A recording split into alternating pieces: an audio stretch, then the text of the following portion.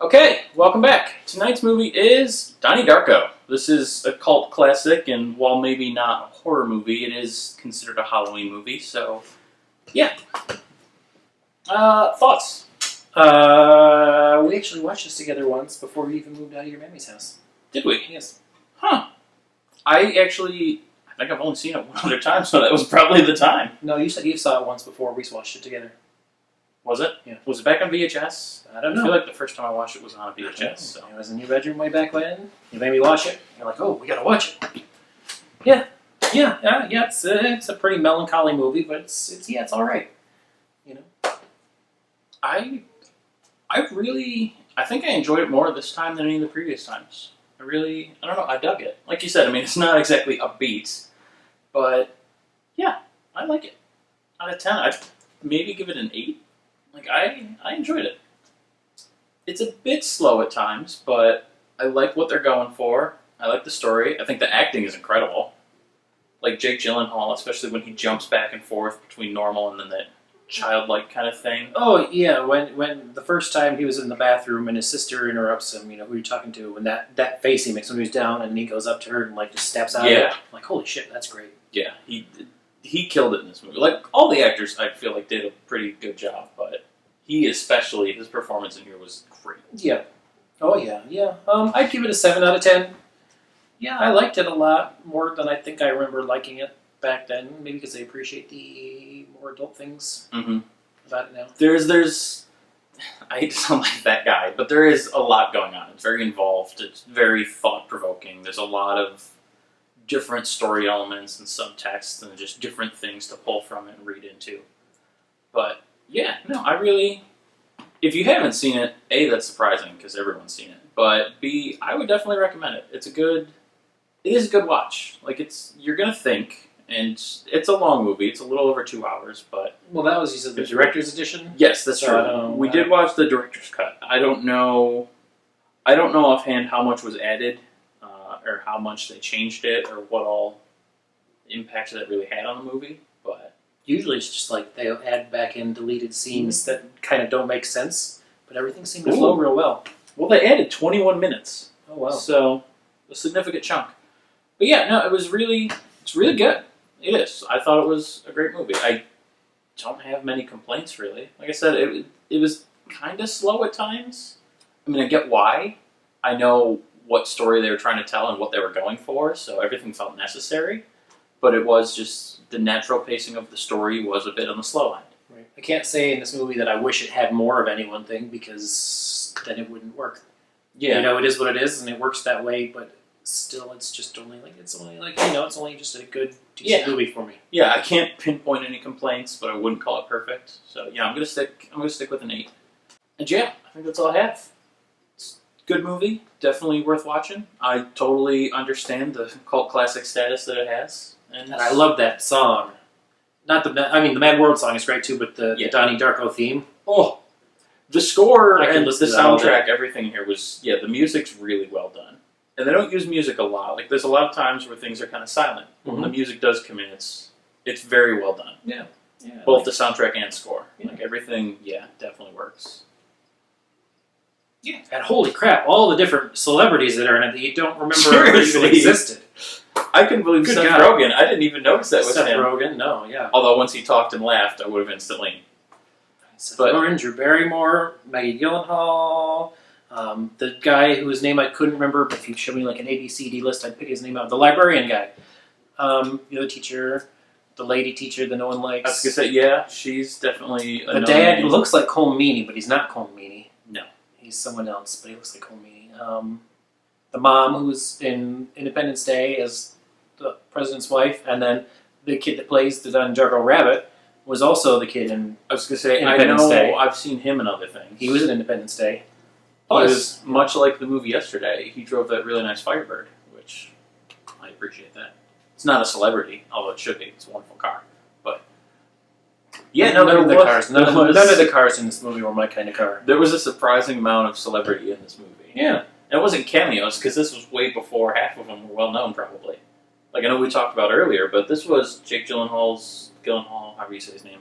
This was like his breakout role, right? Yeah, this was his number one, big. And again, understandably, like we said, his acting was really on point here. So this would make an excellent argument for anyone being a Well, he's never been a bad actor. That's not an issue No, with him. It's no. just, But I mean, this really exemplified how good he can do. yeah, he started out strong, and then he made Double Bow Boy, and God bless him for that too. That was great.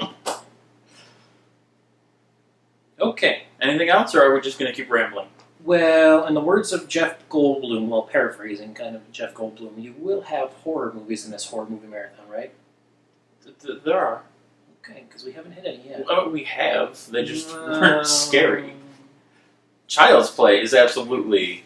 Would you count... What would you say is a horror movie? Because if nothing scares you, would you then classify no movie as a horror movie? Well, I still consider them horror movies. I haven't found one yet that scares me. I've watched literally hundreds. Like, the closest we've come But like to horror the classic is... monster movies, the horror- like Child's Play and Child's... Halloween and See, I was just going to Friday, say, those are Child's horror. Play is not horror to me. Oh, those are absolutely horror. No, not to me. So then what do you think? More psychological stuff, like As Above, So Below, or Mama? I wouldn't even... Mama, definitely. I wouldn't call As Above, So Below. That's just a really See, fun... That's blasphemy. That's just a absolutely really horror fun movie. indie film. I don't know that I'd call that horror. So then what counts for you? I don't like Mama is definitely horror. But why? What makes that one different than the other one? 'Cause This it is going to was- be a long video now. Buckle in, guys. It was fucking creepy. Like, it just had, it So does it have to scare you to be a horror movie? kind of, but even more than that, it's just the overall tone. Like, for me, Child's Play is just too fun. It So- didn't have any creep factor. It didn't have any scare factor. It was like suspense, action. Okay, so then I have Sci-fi. two to throw at you. Regardless of personal feelings about the movie, just on scare factor. Signs and Cloverfield. Which of those is a horror movie? Neither. Really? Really. Even though Signs is the scariest movie I've ever seen. I was going to say, I thought for sure you were going to say Signs. Signs is sci-fi. Signs is sci-fi. Cloverfield is sci-fi. But can't sci-fi be a horror movie? What about, I forget what it was called, but the one you made me watch a couple years ago with the spaceship, Sunlight? Is that it? Was that what it was called? It's the spaceship and there's a sun thing. They have to go out on the spacewalk and the solar panel wing thing, and like they have to get in shade real quick before it burns them up. It's a movie you made me watch. It's a sci-fi one. It's set in space. There's a lot of those. They find the abandoned spaceship and they comment on how there's no dust because dust is all skin cells. Or no, they comment on how there is dust and that's unusual because there shouldn't be dust on an abandoned ship with no people. How do you not remember this? There's one with Sam Neill. It might be that. I can't remember the name of it. But yeah, that's not really a horror either. Well, now I really want to delve into what you think is horror. Because I can tell you, this Like- one aside, like, but The most Conjuring. of what we watched The this Conjuring. year- The Conjuring is horror to me. that one, yes. Mama's definitely horror to me. I'm trying to look through your DVDs real quick. Tales of Halloween. Yeah, Tales of Halloween, Trick or Treat. See, but I'd say those are just as more. But those are like borderline. That's what I'm wondering. Cause Those are more like Halloween movies. Where's to the me. line between like funny and campy and horror? Because I feel like those, especially Like Trick this or was Treat- this was a psychological thriller. There was no horror in this. yeah, Velvet Vampire was like soft porn.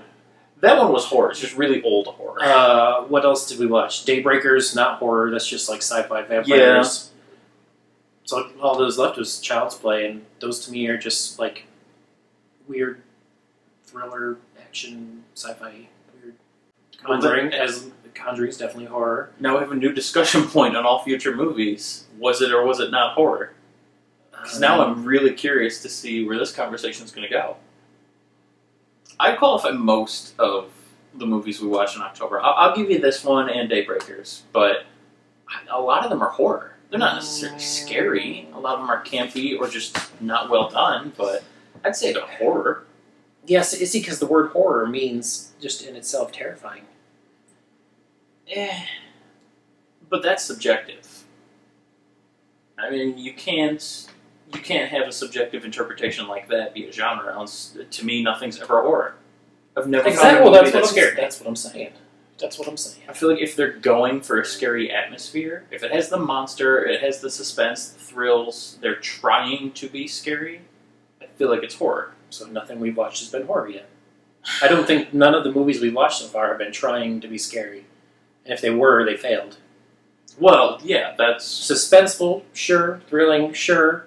But scary, horrific, terrifying, any of those other adjectives? like for me, a prime example would be Killjoy. I don't think I've made you watch it, No. but it's a very cheap B-budget, filmed in the ghetto horror movie about this guy who, I forget the exact story, but basically he becomes an evil clown and murders people that used to bully him. Mm-hmm.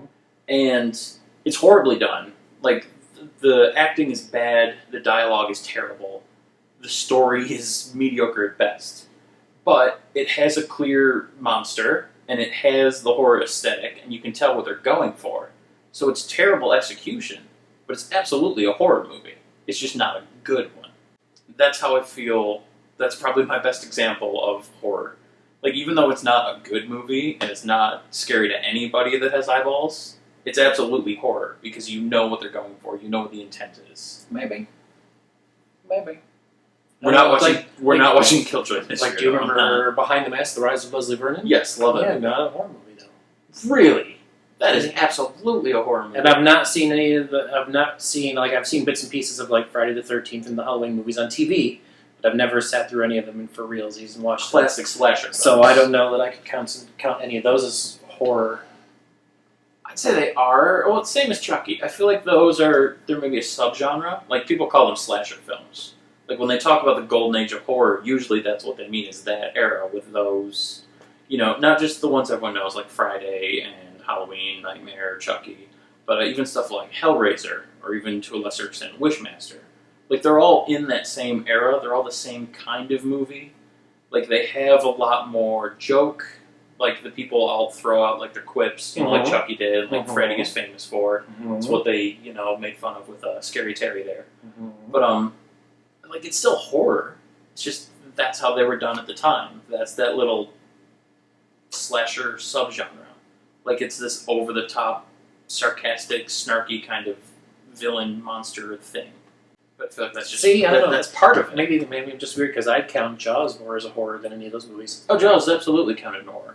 That's what most people would classify it. And you find it in the horror section at movie stores, absolutely. Like, movie stores are still a thing. But, like, if we went to Transworld, or any of those kind of things.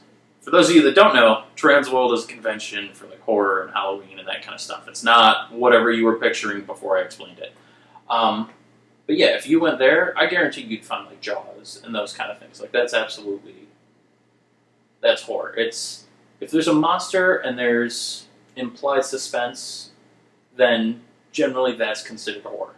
Like I said, execution aside, I think it's all based on intent and content. But now we've rambled way too long and this video got weird. So, for future reference, I will ask if it's horror, but we'll try not to have this whole conversation again. And for fear of going off on any other tangents, good night. We'll see you next time.